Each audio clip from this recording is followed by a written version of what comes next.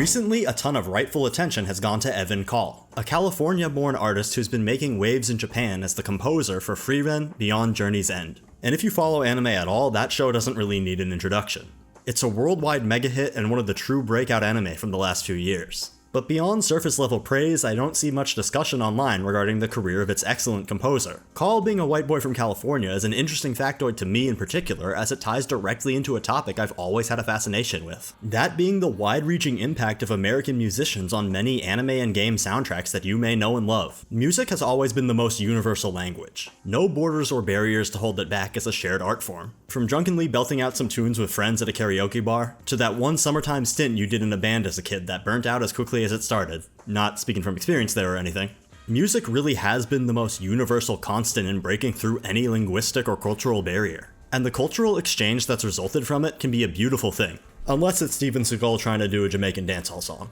When the girls start to strut, you could look at their butt, you shouldn't do that. Every culture and subculture births its own sound, taking from a long history of varying musical styles passed down between generations. From Tuvan throat singing to city-specific genres like New Orleans bounce. Music is the most fluid and ancient form of communication and cultural connection, as well as conflict and pain, that we have. Hell, one of the biggest movies of the year just had that exact point as its central focus. And frankly, the soundtracks to the animated shows that we watch only bolster this point. The US in particular, being the world's main cultural juggernaut for the 20th century, had always made it a hotspot for Japanese composers to pull a wide talent pool from. And I wanted to take this video to highlight some of the voices and history behind the musical connections between America and Japan, that we can find all over some of the most well-regarded TV shows and anime, and how one legendary series in particular became the perfect poster child for what an international collaboration can truly be. And even with all of that said, this video is barely gonna scratch the surface of how deep this rabbit hole goes. There's entire write-ups and videos to be made on individual topics like the history of Japanese hip-hop, and the influences behind the mixing and sampling of artists like Taku Iwasaki.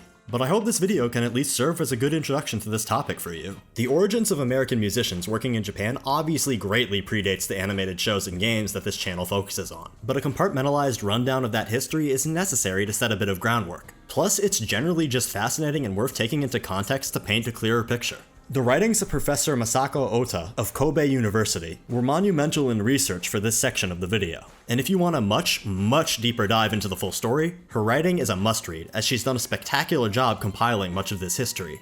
But the first major domino in the connections between America and Japan musically is in fact where most of America and Japan's early relations stem from in the first place. The arrival of one Matthew C. Perry to Japanese shores in 1853, and his involvement in the forceful opening of Japan's trading ports as America was asserting its expansion over Asian territories. While this is a deeply tumultuous time period, it is where these musical connections first formed. Perry's own American exceptionalism and imperial practices were genuinely the first step in this story, and it's impossible to ignore that. He is openly credited time and again in Japanese history as the man who brought America to the country's shores. And when it came to music, he helped introduce it in the very American tradition of large stage brass bands and minstrel shows that would often be found performing the compositions of Stephen Foster, often credited as the father of American music. This early introduction to American music, as well as a growing interest in European art across Japan at the time, led to the first instances of Japanese musicians attempting to learn a Western approach to composition. But all of this only makes up the beginning of this long connection. How does this exactly tie into what this channel focuses on? Well, that comes in the next very obvious historical event that every YouTube guy with a microphone needs to talk about when talking about Japanese and American history: the aftermath of World War II and America's occupation of Japan.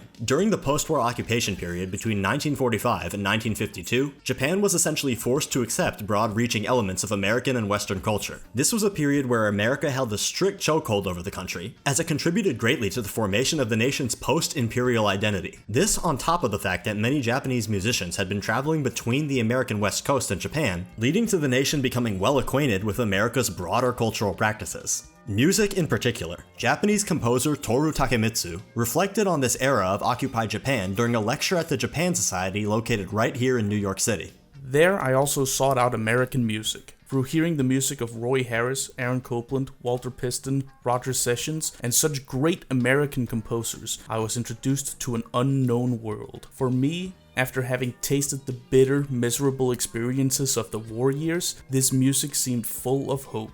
The young impressionable generation who had only experienced war and the fall of Imperial Japan found curiosity and excitement in this new world of music. Jazz, bebop, and popular dance music were three styles that Japanese musicians who played in American officer clubs would learn and adapt to. While they learned how to play dance music from the white American officers in their clubs, the black American officers were introducing these musicians to jazz and bebop artists who would fly over, such as Hampton Hawes and Ed Thigpen. This exposure to multiple different cultures from America introduced the Japanese musicians playing in these clubs to a much wider variety of Western genres. While this period is overall viewed as a time of struggle for Japan, it left a massive mark over the country's cultural sensibilities, and created direct ties back to America's domestic music scene, something that becomes very obvious when looking at much of the media produced in the country after this period. The rapid growth of Japan's more Western-influenced music scene led to a new generation being brought up on the sounds of traditional Japanese compositions being blended with heavy outside influence, something that would continue even after the American occupation of the country would end. This time, out of the public's own volition, music from overseas was being imported en masse, with American artists such as Neil Sedaka picking up multiple #1 hits in the country in the later 50s and early 60s. New domestic artists that came up along with this trend were the likes of Sado Watanabe,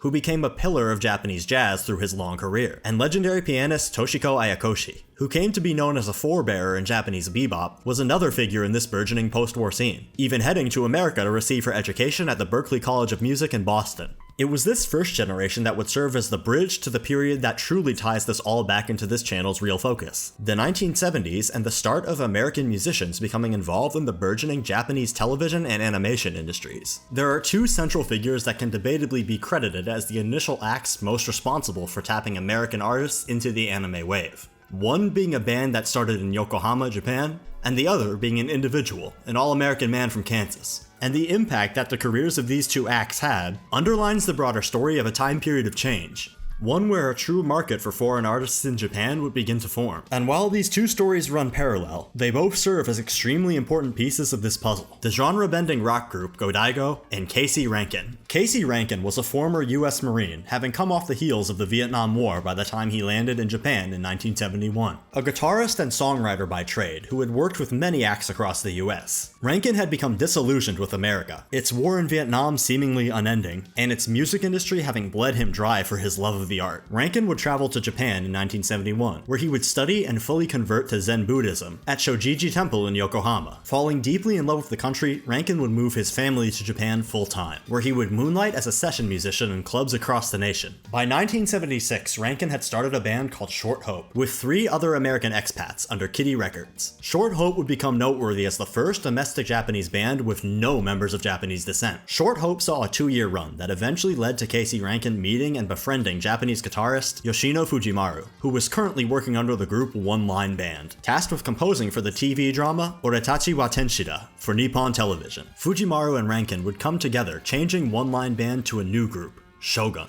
that would perform the series' opening theme, Otokotachi no Melody. The more you give, babe, the less you lose, yeah. And while Fujimaru ended up despising the very American sound of the final track, as well as how Rankin delivered its vocals, the single would go on to sell 1 million copies across Japan, instantly skyrocketing Shogun to a high level of popularity. Shogun would continue to work on TV productions with Nippon TV, both animated and live action, until they disbanded in 1981. Though Rankin's newfound popularity in the country had him continue his work with TV networks, composing both English lyric versions of Japanese tracks as well as many originals. This would hit a crescendo in 1983, when Rankin would perform the opening and ending themes for the TV mecha anime Super Dimension Century Orgus, with said opening Sky Hurricane becoming a major success. Where are you going? When are you coming home? Hikari afureru mirai motomete.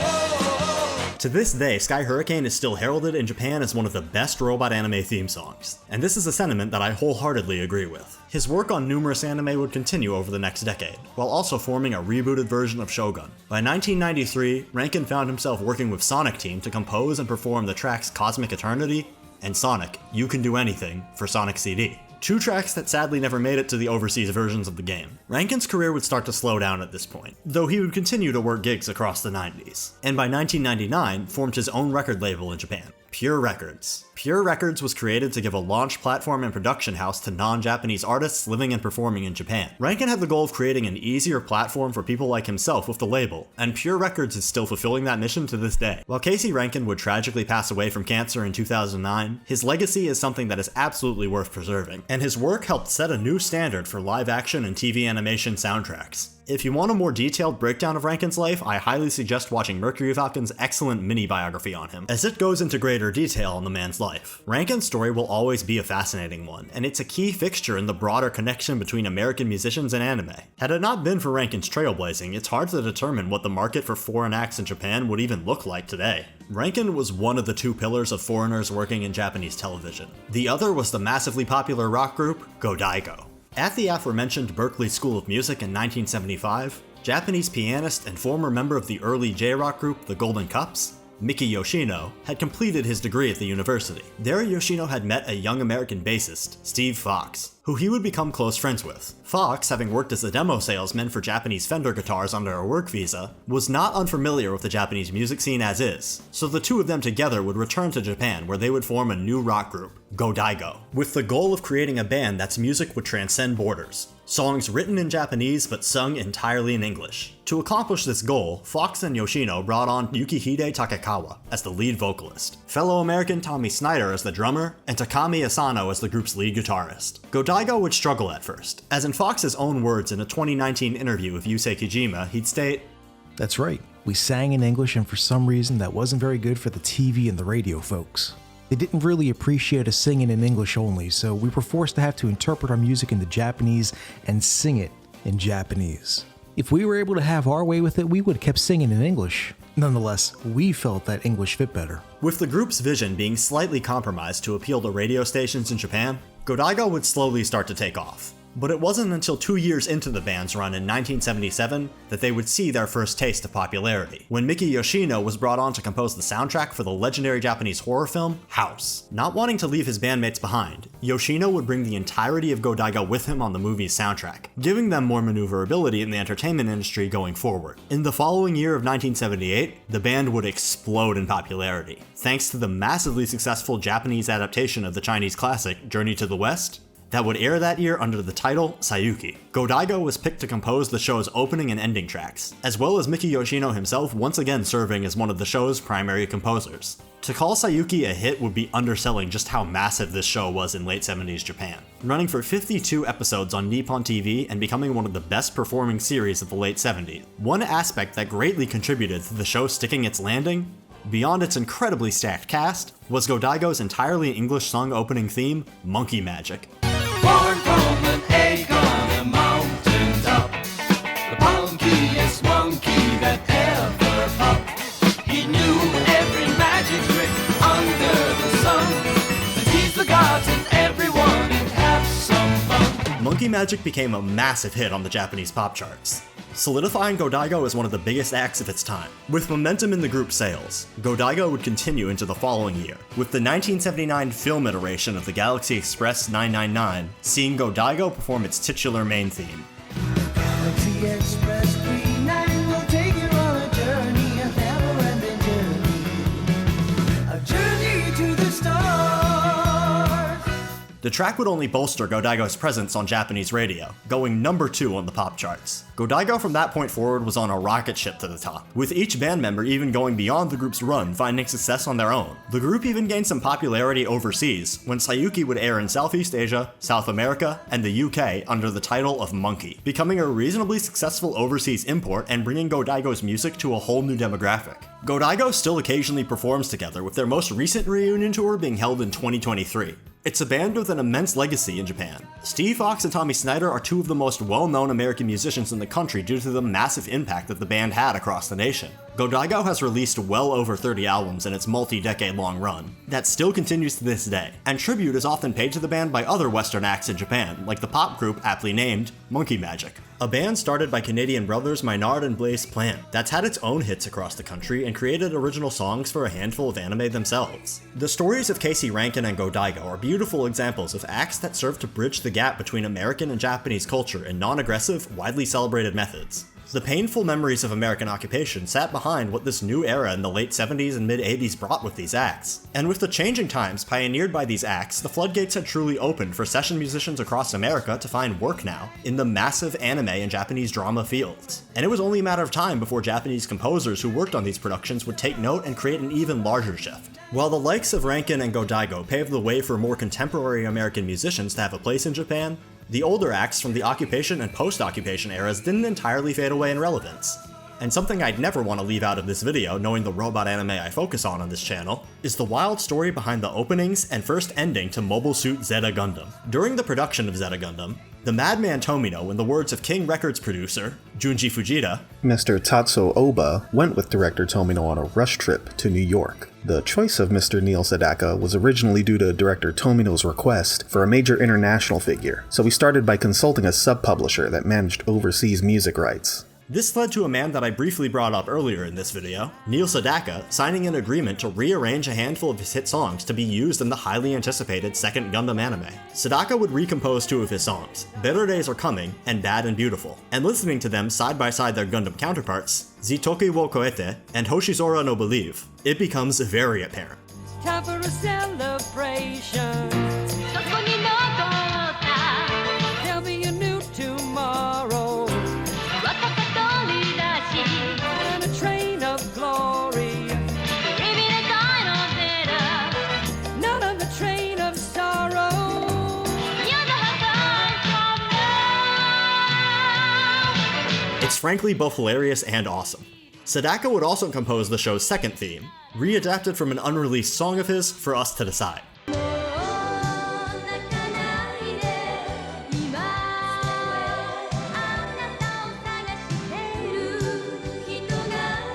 Sedaka's involvement in Gundam is just one of many examples of American acts getting directly involved in gigs for anime production. And I'm not talking about instances of licensed music, like Backstreet Boys and Hanada Shonenshi, Yes and JoJo, or Avril Lavigne in One Piece. I'm specifically talking about original examples, where artists either composed new music or re-recorded variations of previous tracks for anime. Examples like Flying Lotus composing the entire soundtrack for the 2021 LaShawn Thomas directed Yasuke anime. Jazz guitarist Derek Jackson, who still tours in Japan to this day, performing the main theme for the 1985 OVA adaptation of Area 88, How Far to Paradise. Indie rock group Minutes Till Midnight being recruited to remake their track Gospel of the Throttle for the anime Drifters. Film composer Mark Mancina collaborating with Hans Zimmer on the Blood Plus soundtrack, Gundam Stardust Memories ending theme, Magic, performed by Jacob Wheeler, and an instance that's not nearly as noted as it should be, the fifth Beatle himself, the one and only Billy Preston, performing an original song, Go Where No One's Gone Before, for the opening of the highly underappreciated Itsuro Kawasaki directed 2003 anime, licensed by Royal. Daring you on the count of three, you're gonna feel like you're royalty. Arms on the palace and make you my queen. Let us go where no one's gone before. They even had an anime Billy Preston on the single cover. That's adorable. This stuff rules. And this isn't even scratching the surface of just how many of these collaborations there were. That track was also co-produced by one Cherry Kaoru Halsey, a woman who many of you likely do not know, but one who has quite the resume when it comes to anime soundtracks. In fact, she serves as a significant connecting thread into the next part of this story. Cherry Kaoru Halsey initially got her connections to the American jazz and rock scene, as well as the reggae scene in Jamaica, through the 1978 film Rockers. Produced by her at-the-time husband Patrick Halsey, and co-produced by her. Rockers is a classic of musical cinema, and served as her introduction to the music scene of both the island nation the movie was filmed on, as well as that of the United States. It's from this point forward that she would return to Japan, and over the years work as a recording coordinator for countless artists. Her credits span across dozens of the most critically acclaimed anime of the early 2000s, though you may be wondering how that directly ties into what I'm talking about. Well, I'll let someone else explain this one. Now there was also an intermediary, like a project manager named Cherry Halsey, or Kaori Halsey, and she was also working later on with another Japanese composer, Yuki Kajura. This is Emily Bindiger, a New York-based vocalist whose voice you may recognize from the compositions of none other than Yuki Kajura, one of the most prolific composers in the world of anime.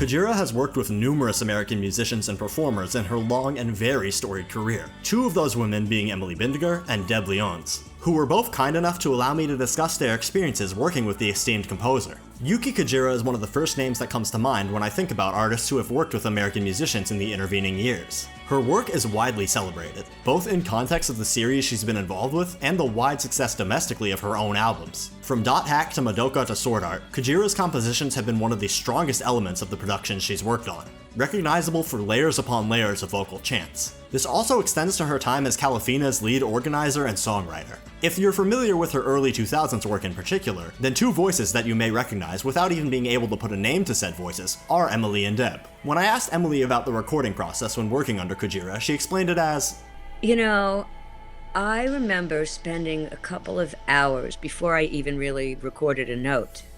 They had like 6 different microphones set up in front of me. This was at the cutting room. This was for Yuki.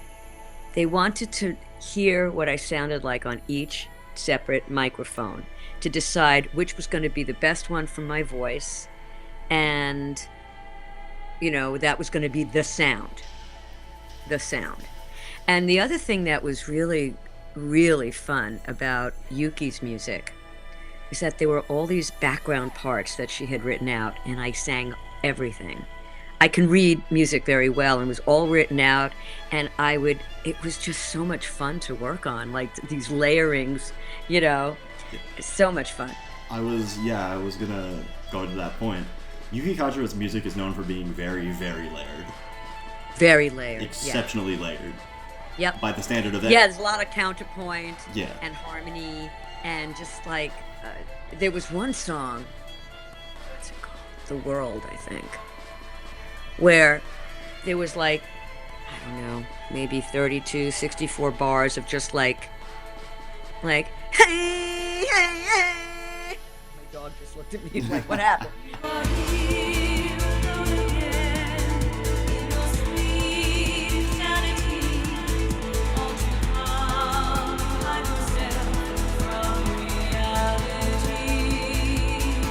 Her work on Dot Hack in particular is actually something she contributed to on the writing front. It was more collaborative. Sometimes she writes in English, and sometimes the syntax wasn't quite right, and so she would ask me to help her fix it, make it a little more palatable, more lyrical. And whatever key I wanted was the key we would record it in. She made it much more comfortable for me. Emily, as recently as 2013, has continued working with Kujira, joining her on her national live tour in Japan. I wanted it to be good. I wanted it to be good, of course. Yeah. But I had no idea how big this thing was going to be. No idea. So when I had to like climb this little I had to climb the stairs before I reached a platform, like from my first opening note, right? On one song, and the lights hit, and people like screamed when they saw me, and instead of like being the cool star, I was like, Yeah, just overwhelmed. What? Yeah. I was like that. I must have looked like a deer in the headlights. I was so taken aback by the reaction. It was gratifying and frightening at the same time. Along with Emily Bindiger, Deb Leons was also kind enough to take some time out of her day to talk to me about her experiences working with the composer, having met her through Emily in the aforementioned Cherry Kaoru, and some fun memories involved. And so that was really fun. I mean, working with Yuki, she was, obviously I think Emily has much more experience with her, but she's quite an orchestrator and a composer, and has these great creative music ideas. I mean, when I listen to Xenosaga, it's so, it's a very compelling soundtrack, I think. And all of these, there's some sounds on there that it's some sort of chorus that it's sort of a repeating chorus. It's not me. It's some singers from Japan. But that's like da da da da da da da. It's very piercing, percussive vocalizations that kind of drive the score. But that was the extent of it. I have seen some people have made like little remix videos and put them on YouTube with some of the lead, I forget what they would call it, the image theme of Xenosaga 2.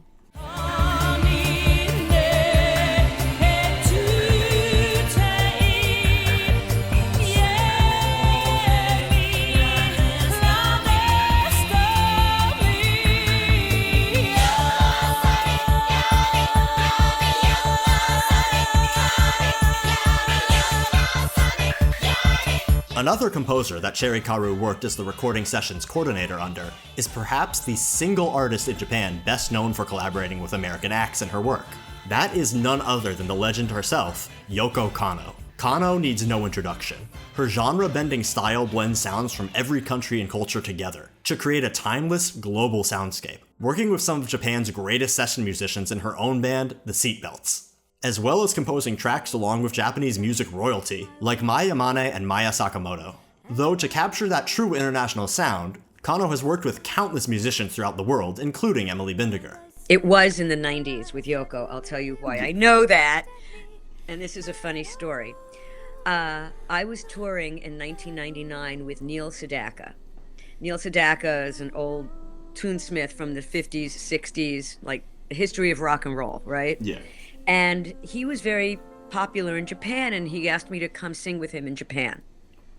And he kept pronouncing, every time he introduced me on stage, he never got the pronunciation of my name right.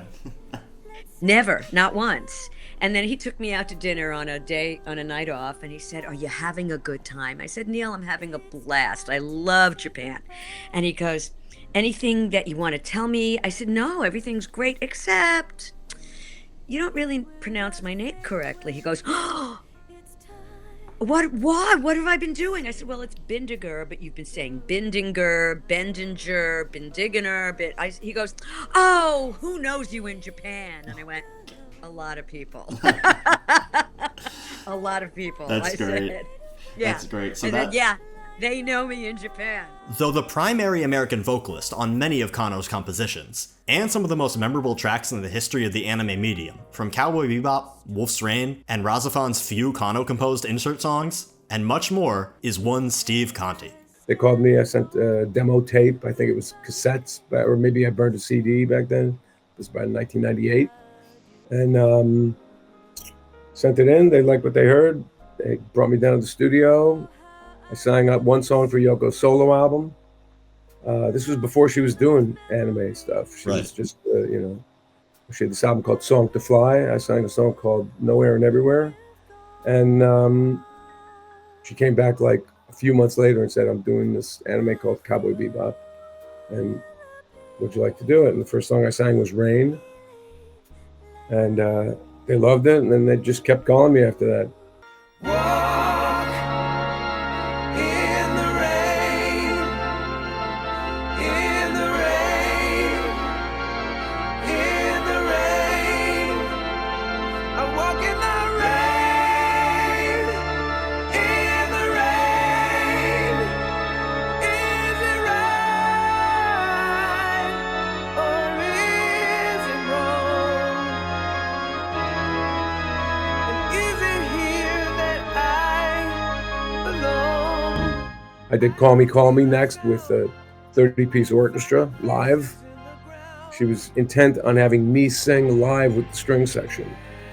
And in these days, this is before anybody was really using Pro Tools too much. It was tape.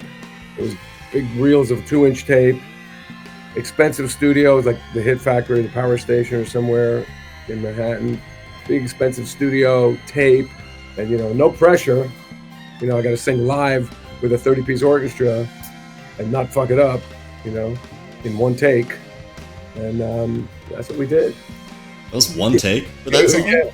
Yeah. Oh my god, you could never tell listening to it. Ease my mind. Reasons for me to find you. Peace of mind.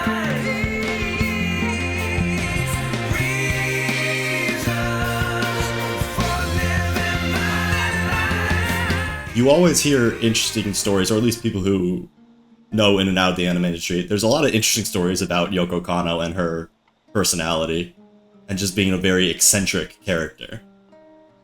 Do you have any anything to corroborate that? Nothing earth-shattering. I mean, she speaks very little English, and my Japanese is about the same. So, you know, we get by with a lot of like hand signals, facial expressions. I mean, I remember we were doing this song "Words We Couldn't Say," which is on Cowboy Bebop Blue album, and I guess I was singing it very emotionally. It was like almost like a bossa nova kind of Brazilian kind of feeling thing, and I was singing it very passionate and emotional. And she was like, "No, more cold, like Sting." Like Sting. Okay, that fits with everything you hear about her. Which I'm sure Sting wouldn't like to hear, that he sings cold, but that was her description to try and get me to give her what she wanted. You know? Right. But yeah, I mean, she's fascinating. I mean, she's super talented, as you know, from all her different styles of music. I mean, she can go from rock to spy jazz to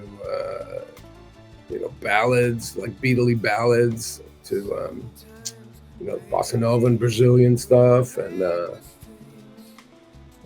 she'll come out wearing like a full Native American headdress. Oh my God, she would. Yeah. Wow, this was years ago. It was probably since we've entered this sort of new era of be careful with my words here. Being a little socially conscious. Yeah, social awareness. Yeah. Would probably be seen as cultural appropriation now. So I don't know if she would do that now. But this was like in the 90s or the early 2000s. And she just came out in that in the studio. Yeah, no, I was in concert. There's a photo God. somewhere of me and her. It was like 2001. That was the first time she flew me to Japan for the Cowboy Bebop movie. Right, the film movie out, after the series was a success. So it was 2001. In fact, I went there in late August, and when I got home from that show, I had disconnected my TV and cable and everything, and it must have been late August or maybe even early September, because my TV was still disconnected, and that's when September 11th happened.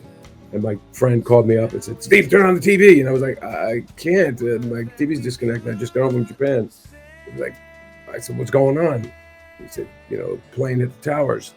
So I had to run downstairs and go to a local bar and hope that they were open, and they were. And I watched the towers fall. Those were all Cowboy Bebop. Then I did Cowboy Bebop the movie. There was No Reply, which is on the soundtrack album but is not in the movie. Yeah. And that's one of my favorites. It's an amazing song. And Diggin', which is almost like Johnny Cash imitation, kind of a country thing. And then Heaven's Not Enough, Stray, which was the theme of Wolf's Rain.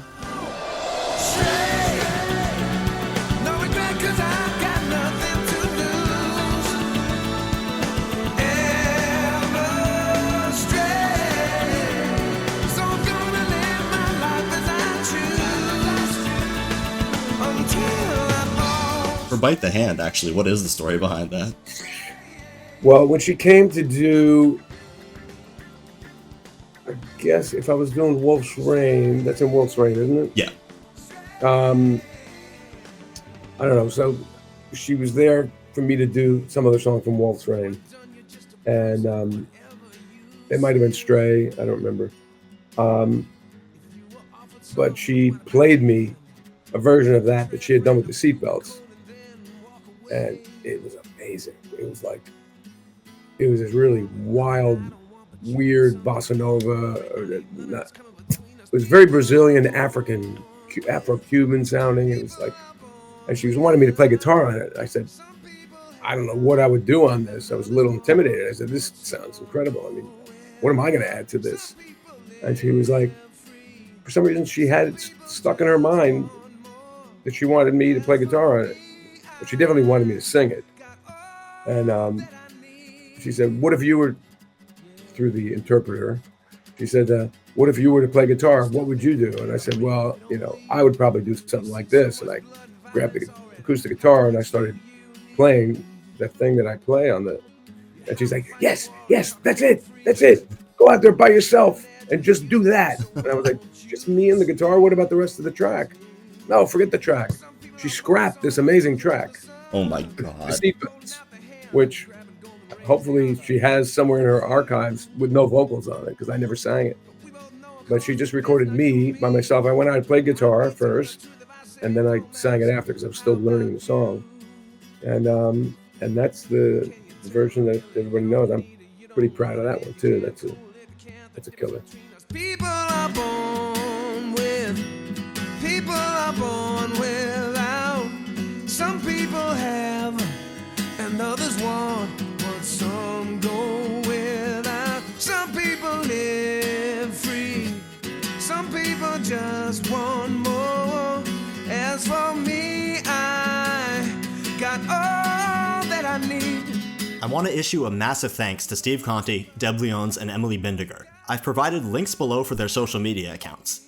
Steve still tours to this day, and if you want to keep up to date with him, I've also provided his own website in the description. I wanted to conclude this video on the works of Yoko Kanno in particular for one very important reason. Her music, especially the soundscape of Cowboy Bebop, best captures what my initial desire to create this video was. Cowboy Bebop is perhaps the perfect personification of a work that transcends borders and culture, in part due to its masterful soundtrack.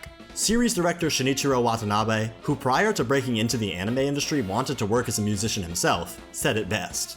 Through the work on Macross Plus, I came to realize that Kanno is a real genius and she can do any type of music. So when we started working on Cowboy Bebop, the music genre is going to be totally different.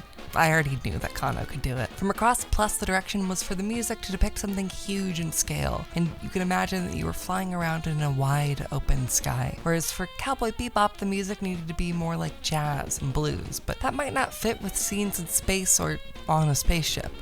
As I wanted to intentionally mix jazz and blues with spaceships, I knew that Kanno could handle that. Kanno's ability to craft soundscapes under endless genres, bolstered by what Steve Conti shared earlier in this video during his own experiences working with the eccentric composer, perfectly harkens back to the early days of American-influenced Japanese music. Through her work, on Bebop in particular, we can hear layers of the world reflected through the soundtrack and the show itself. Two entities that go hand in hand, as Bebop at its core is the story of regular people grasping with the absurdity of life, a theme that Watanabe and writer, the late Keiko Nobumoto, would explore together numerous times. Bebop's musical DNA runs deep. Do you think the episodes are referred to as sessions for no reason? Every single episode is titled after a song, each styling itself around a different genre of music. The show is quite literally named after one of the first musical genres I mentioned in this video. It's part of why the show has such a broad appeal and speaks to so many people of different walks of life. In Bebop, you can feel the years of international exchange almost piling up together, as Watanabe and co show their love for the best parts of both their own Japanese culture and that of American culture. It's a true melting pot of a series that captures the broader importance of this entire story. While the beginnings of Japan and America's musical connections are painted in pain points, it's where we're at now, beyond all of that, and how the art we love reflects that my interest in this phenomenon started in the first place. It's a microcosm of a much bigger picture that truly involves the entire globe and dozens of names. I started the video by bringing up Evan Call, as he's only one in the long list of names that have been involved in the anime medium on an international scale. This is a long-standing tradition when it comes to anime soundtracks. And I hope today you got to learn about some of those names. So the next time you throw on your favorite show and you're enjoying the music, try to take a look at the credits, because the names you see may be quite varied.